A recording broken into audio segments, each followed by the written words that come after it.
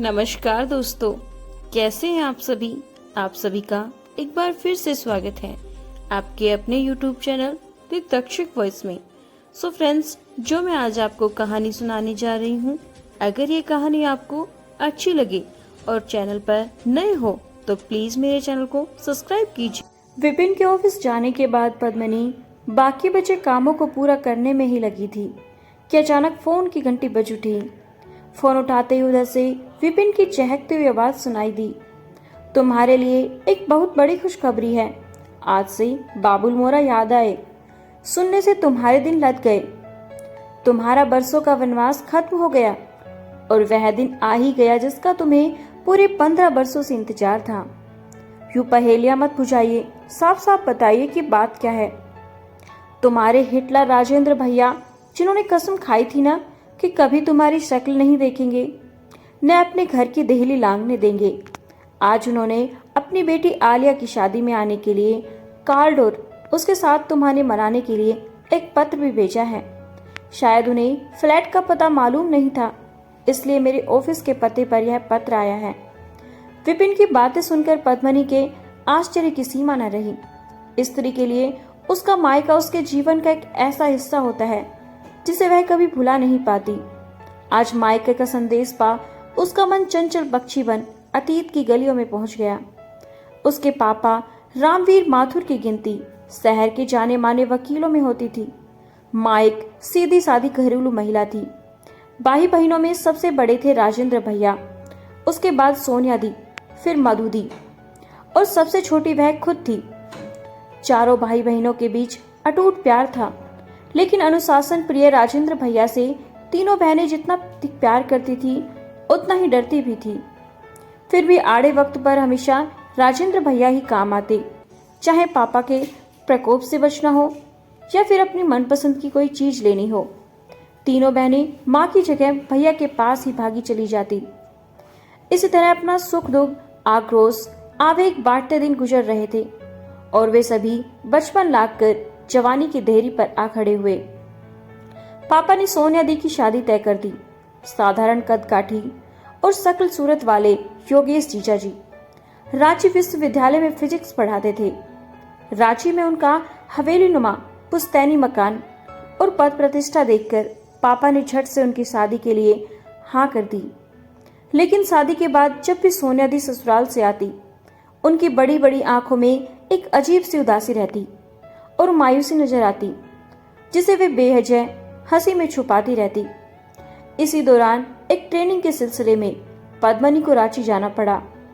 यह सोचकर वह बेहद खुश थी कि उन्हें काफी समय बाद सोनिया दी के साथ ढेर सारी बातें और मस्ती करने का मौका मिलेगा। लेकिन वहां पहुंचकर उसका सारा उत्साह ठंडा पड़ गया। उसे अब जाकर एहसास हुआ था कि सोनिया दी के चेहरे की रौनक और आंखों की चंचलता क्यों गायब हो गई। योगेश जीजा जी जैसा नीरस और क्रोधी व्यक्ति उसने पहले कभी नहीं देखा था। हर समय सोनिया दी उस चिड़चिड़े आदमी के इशारे पर नाचती रहती, फिर भी उन्हें पत्नी में कोई गुण ही नजर नहीं आता, बस कमियां ही कमियां निकालते रहते। लेकिन सोनिया दी के सहन शक्ति का कोई जवाब नहीं था, जो चुपचाप यह सब सुनती रहती। जिस दिन उसे पटना लौटना था, सोनिया दी उसे बार बार समझाती रही कि मम्मी पापा को कुछ मत बोलना। उनकी बातें सुनकर वह झुंझला पड़ी। दी, आपने तो आज्ञाकारी बेटी बनने में हद ही पार कर दी। आपका यूं घुट घुट कर जीना मेरी आत्मा को छलनी नहीं करता। कितना अच्छा होता अगर आप राघव के लिए अपने हृदय के दरवाजे खोल देती। चौंकिए मत, क्या मैं नहीं जानती कि आपकी सहेली हेमा का देवर राघव आप पर जान छिड़कता था। आप भी उसे कम प्यार नहीं करती थी, फिर भी उसे अपने आसपास भटकने नहीं दिया। क्या दोस्त था राघव का? यही कि वह हमारी जाति का नहीं था। पर आपको इस बात की ज्यादा चिंता थी कि मम्मी पापा की इज्जत पर कोई आंच न आए। मैं तो कहती हूँ अगर आप राघव के साथ भाग जाती तो कौन सा आसमान टूट पड़ता। कम से कम आप चैन से तो रहती। सोनिया दी ने छटकर अपना हाथ से उसके मुंह पर हाथ रख दिया, पर उनकी आंखें भर आई थी।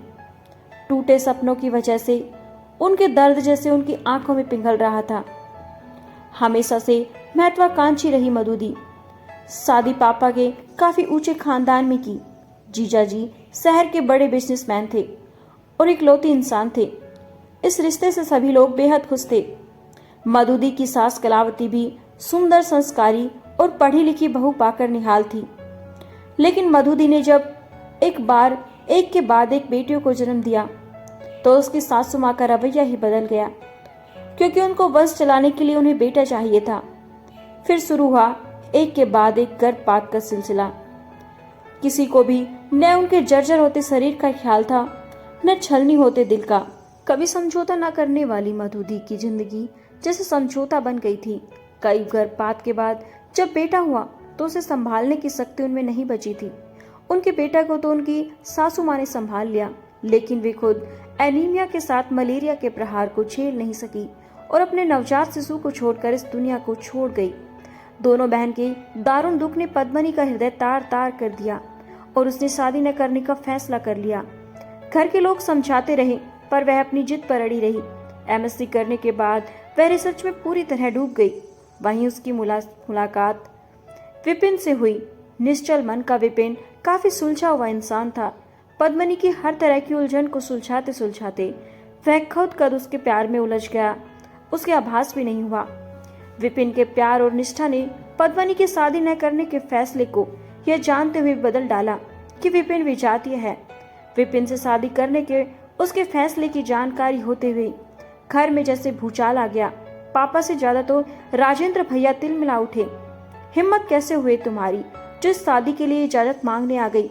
अगर तुमने विपिन से शादी करने की बात सोची भी तो तुम्हारी जान ले लूंगा। और मजबूर होकर पद्मनी और विपिन ने कोर्ट में शादी कर ली। उसके साथ ही मायके से उसका रिश्ता हमेशा के लिए खत्म हो गया। कभी वह भैया की सबसे लाडली हुआ करती थी, लेकिन वही भैया जीवन में उसके सबसे महत्वपूर्ण फैसले में उसके साथ देने की बजाय दुश्मनों सा व्यवहार करने लगे थे। न पहले हुई दोनों शादियों से सीख ली, न अपनी छोटी बहन के मन को समझने की कोशिश की। पूरे परिवार में एक माँ ही थी जो सिर्फ इतना जानकर कि उसकी बेटी सुखी है, इस शादी से पूरी तरह संतुष्ट थी। शादी के 15 वर्ष बीत जाने पर पद्मनी को अपने फैसले पर कभी पछतावा नहीं हुआ। विपिन के परिवार वालों ने उसे हमेशा मान सम्मान दिया। उसके दोनों बच्चे मसूरी में उसके देवर सुभाष की देखरेख में पढ़ रहे थे। उसके जीवन में सब कुछ ठीक था, फिर भी मन के एक कोने में अपनों को दुखी करने का अपराध बोध जब तब तक्षक की तरह फन उठाकर उसके मन को डसने लगता। तभी कोल बैल की आवाज सुनकर उसके भटकते मन पर लगाम लगी। वह दरवाजे की तरफ लपकी। विपिन ने अंदर आते हुए मुस्कुराते हुए उसके हाथों में लिफाफा थमा दिया। वह लिफाफा थामे बेडरूम में आ गई। विपिन ने चाय तक न पूछने का होश नहीं रहा, बस जल्दी से पत्र खोलकर पढ़ने बैठ गई। पद्मनी, आशीष, समझ में नहीं आता कि किस मुंह से तुम्हें आशीर्वाद दे रहा हूँ। जिस समय तुम्हारे सिर पर आशीर्वाद बात भरा हाथ रख तुम्हें समाज के कुटिल कटाक्ष से बचाना चाहिए था, उस समय मैं खुद तुम्हारे विरुद्ध विस्मन कर चेहरा उज्जवल कर रहा था। मेरे ही कारण तुम अपने ही घर में पराई हो गई। कई अपमान व दर्द झेले। अगर आज तुम मुझे क्षमा भी न करो तो तुम्हें कोई दोष नहीं दूंगा। माँ ने तो वैसे भी तुम्हें कभी दोषी नहीं माना। माँ के जाने के बाद मैंने पापा की आंखों में भी पल पल तुम्हारा इंतजार देखा।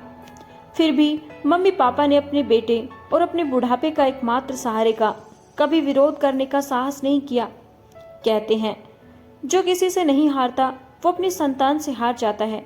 मम्मी पापा के बाद अपनी ही संतान से हारने की बारी मेरी थी। मेरी बेटी ने मुझे लाकर उसी दोराहे पर खड़ा कर दिया जहां लाकर कभी तुमने हम सबको खड़ा किया था। उसने तो साफ साफ यह भी कह दिया, अगर मैं बदलते समय के साथ नहीं बदलूंगा तो अकेला रह जाऊंगा। कभी बड़ी निष्ठुरता से अपनी बहन का त्याग करने वाला भाई एक पिता के रूप में अपनी ही बेटी के सामने विवश हो गया। जब उसने मेरी रूढ़िवादी सोच की धज्जियां उड़ा कर रख दी, तब मेरी समझ में आया कि मेरे हाथों कितना बड़ा अन्याय हो गया। अब अक्सर ही माँ की कतार दृष्टि की याद मुझे सहमा जाती है। इस पत्र के साथ बेटी के साथ शादी का कार्ड भी है। अगर तुम और विपिन मुझे माफ कर सको तो सारी प्रताड़ना, अपमान और उपेक्षा को भुलाकर अपने परिवार के साथ अपनी बेटी की शादी में अवश्य आओ। अगर माफ ना कर सको तो पापा की प्रतीक्षा करती आंखों का ख्याल करके जरूर आओ। तुम्हारे इंतजार में तुम्हारे भैया। शादी के कार्ड पर फोन नंबर लिखा था। पद्मनी के हाथ खुद ब खुद नंबर डायल करने लगे। हेलो, भैया की आवाज थी। सुनते ही पद्मनी की जुबान जैसे तालू से चिपक गई, लेकिन भैया उसकी चुप्पी से ही ताड़ गए। कौन? क्या पद्मनी? अब मुश्किल से एक शब्द ही निकल पाया। क्या तुमने मुझे माफ? ये क्या भैया, भाई बहन के बीच माफी जैसे शब्द कहाँ से आ गए?